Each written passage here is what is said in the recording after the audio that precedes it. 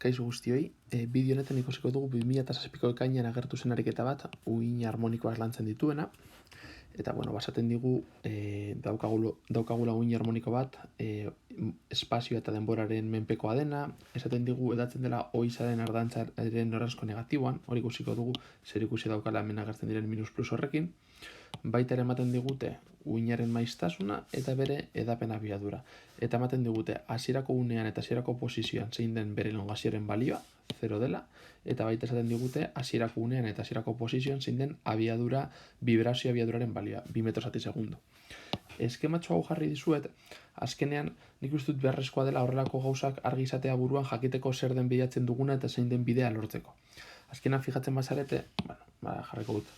Ekuazioan alde batetik daukagu amplitudea, bestetik hemen agertzen zaigu omega, beste alde batetik hemen agertzen zaigu k, eta azkenik hasierako fasean. Nire ustez dira lau multxo ezberdin. Amplitudearen lekuan, amplitude bakarrik agertzen da temporalean, agertzen dira omega, t eta f, goratu what the fuck erraza gogoratzeko, eta azkenean nahien artean oso erraz erlazionatzen dira. Hau da, hauetako bat lortzen dugunean, beste biak lortzeko, badaude formulak eta oso modu errez batean lortzen ditugu. Beraz, bat lortzarekin beste guztiak ezagutzen ditugu. Modu berdina espazialekin lortzen dugunean uhin zenbakia, lortzen dugu uhin luzera, berdina. Eta hasierako fasea amplitudaren berdina. Ezin dugu zuzenean ezerrekin erlazionatu. Zer gertatzen da? Hemen agertzen dela edapen abiadura edo propagazio abiadura. Eta honek laguntzen digu hemen agertzen diren magnitudeak eta hemen agertzen diren magnitudeak haien artean erlazionatzeko. Goratzen bauzu, teoria bideo baten azaltzen dugunez, edapen abiadura da lambda zatite. Eta ja ikusten dugu zelan erlazionatzen ditugun bai aldagai espaziala eta aldagai temporala. Bai? Horregatik, zergaitik azaltzen dut hau, ariketak ematen digu F. F ematen digunez hauek guztiak lortu altitut. Eta gainera ematen digu VP. Nola ematen diguten propagazio abiadura, hauek guztiak ezagutzeaz gain, hauek baita ere ezagutu altitut. Gero, hasierako fasea kalkulatzeko normalean ariketetan ematen dizkigute hasierako baldintzak. Kasu honetan ikusten duzuenez, esan digute elongazioaren balioa hasierako unean eta hasierako posizioan, hau da hasierako baldintzak, 0 dela, baldintza honetatik ziur lortuko dugula hasierako fasea. Eta azkenik, amplitudea, askotan ariketetan ematen digute amplitudea, bidez, olatuak direnean esaten digute olatuaren altura maksimoa, edo horrelako gauzak. Eta ez badigute ematen, eta lortu behar izatekotan, hau bezalako gauzak erabiltzen ditugu, altura maksimoa, edo abiadura maksimoa ematen dugutenean, a omega lor dezakegu. Baita ere, fijatzen mazarete, ariketa honetan behitu. F-rekin lortzen ditugu hau guztiak. VP-rekin erlazionatzen dugu F eta lortzen ditugu gorriak. Hasierako baldintzarekin lortuko dugu hasierako fasea eta hasieran daukagun abiadurarekin lortuko dugu amplitudea. Zergaitik, abiaduraren ekuazioan kanpoan agertzen zaigu A omega. Eta gu omega ezagutuko dugunez, A kalkulatu ala izango dugu. Beraz, amplitudea, abiadura edo azelerazioa ematen dugutenean baita ere kalkulatu dezakegu. Beraz, eta hau, eskema hau, ariketa guztietan errepikatzen da. Behin hau esan da, goaz ariketa egitera. Lehenik eta behin, esaten digute, egin beharren ariketa ordenean joan gara gauza guztiak lortzen eta gero ikusiko dugu ariketak zeskatzen digun. Esan nire gustatzen zait, ekuazioaren gauza guztiak ezagutzea eta gero ariketa egitea. Oiza, ardatzaren negatiboan goratu. Negatiboan bada, hau da, eskerrara egitzen bada, hemen positibo jarriko dugu. Eskuinera egitzen bada, hemen negatibo jarriko genuke. Beraz, ekuazio honetan, positibo garatuko zaigu. Jarraitzeko, ematen digutenez frekuentzia, lortu dezakegu omegaren balioa. Beraz, pultsazio da abiaduran geluar, izango da pi bider frekuentzia, ikusten dugu omega balio duela pi. Esan bezala, edapen abiadura ahalbidetzen digu gauza espazialak eta temporalak haien artean erlazionatzea. Nola gu frekuentzia ezagutzen dugunez, eta abiadura ematen digutenez, kalkulatu dezakegu landaren balioa. Askatzen dugu landa eta zengo da. Edapen abiadura zati frekuentzia. Eta ematen digu landa balio duela 40 metro. Hemen agertzen dena da K, beste aldagai espazial bat, baina aldagai espazialak haien artean erlazionatzea oso erraza da. K da, bi pi zati landa. Beraz, jartzen dugu landaren balioa, eta ikusten dugu Karen balioa dela pi zati hogei. Eta hemen jarriko dugu. Eta orduan jarratu ditugu, aldagai temporalak, aldagai espazialak, edapen abiadura, eta falta zaigu alde batetik hasierako fasea eta bestetik amplitude. Hasierako fasea lortzeko erabiliko dugu baldintza hau.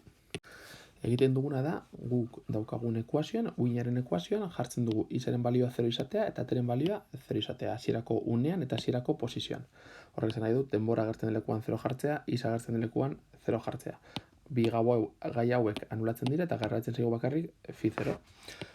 Hasierako elongazioa ariketak esaten digunez 0 da nulua, beraz ja esaten dugu hau 0 dela. 0 izango da a sinu phi 0. Nola hau bidera hau 0 izan behar den eta amplituda ez denez 0 izango, sinu phi 0 izango da 0. Sinu phi 0, 0. Phi 0 lortzeko egin behar dugu 0-ren arko sinua, eta ikusten dugu hori gertatzen dela phi 0, 0 balio duena. Beraz ja, lortu dugu hasierako fasea 0 izatea. Azkenik, lortzeko amplitudea egiten duguna da. Hau da gure uinaren ekuazioa. Bueno, abiadura esaten digutenez, begiratzen dugu abiaduraren adierazpena dela orokorra, a omega, cosino omega t, bai, goratu sinu, hau deribatzen badugu, hau lortzen dugula. Honetan ez ditu oraindik sartu omega, k, phi 0-ren eta omegaren balioak, bale? Orain sartzen dugu urariketan. Omega dagoen lekuan jartzen dugu pi. Hemen baita ere.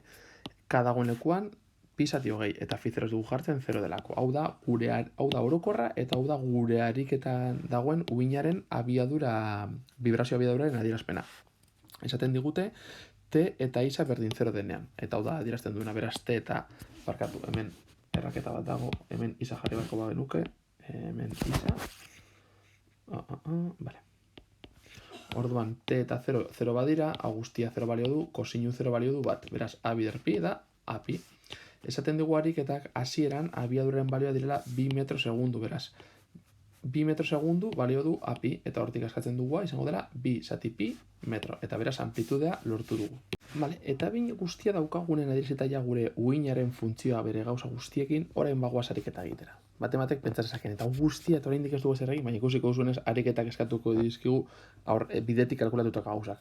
Eta ni nahi autorrela egitea, ze behintzat ni horrela kontrolatzen dugu zein den bidea, ze bestela saiatzen bagara ariketa eskatzen diguna, batzuetan aurrera eta atzera egiten dugu eta ez da oso argia. Ariketak esaten dugu uinaren amplitudea. Hori hemen daukagu.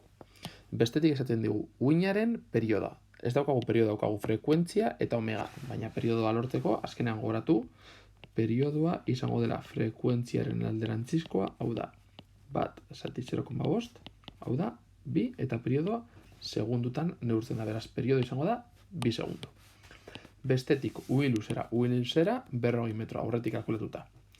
Uinaren elongazioa. Elongazioa eskatzen digutenean, eskatzen daudena da, uinaren funtzioa, edo hemen agertzen dena. Hau da elongazioa. Ez badigute esaten elongazioa puntu eta denbora jakin batean, eskatzen digutena da, adierazpen orokorra zinetan t eta isa agertzen diren. Baita eskatzen digute, uinaren zeharkako abiadura edo vibrazio abiadura. Eskatzen digute honen berdina, baina abiadurarekin, beraz, hemen kalkulatuko dugu. Hau da zeharkako edo vibrazio abiaduraren adierazpen orokorra, eta gure kasuan horrela geratzen da. A bider omega, nola, bi pi bider pi, bi geratzen da. Kosinioaren kanpoaldean. Eta kosinioaren barruan, geratzen da elongazioan genukaren berdin-berdina. Eta azkena, kalkulatu beharko duguna da. Isa berdin 80 metro tokian eta sokaren puntuaren abiadura. Eskatzen digute sokaren puntuaren abiadura. Beraz, ekuazio hau edo formula erabiliko dugu eta esaten digute isa berdin 80 metro direnean eta t 5 direnean. Sartzen dugu hemen 80, hemen 5 eta egingo dugu kalkula jakiteko zenbatekoa den abiadura. Bueno, sartzen ditugu, ikusten dugu 5 bider pi, 5 pi, 80 pi zati hogei lau pi, 5 pi gehi lau pi bederatzi pi eta bederatzi pi da azkenen da. 2 pi, lau pi, 6 pi, 8 pi, bederatzi pi, omen. Eta kosinu hemen, minus bat balio du. Bestela, kalkula gaian sartzen duzu eta listo. Kosinu bederatzi pi, minus bat balio du. Minus bat bider bi, minus bi. Beraz, abiadura. Isa, 80 metro direnean eta denbora 5 segundu, minus bi metro segundutakoa izango da.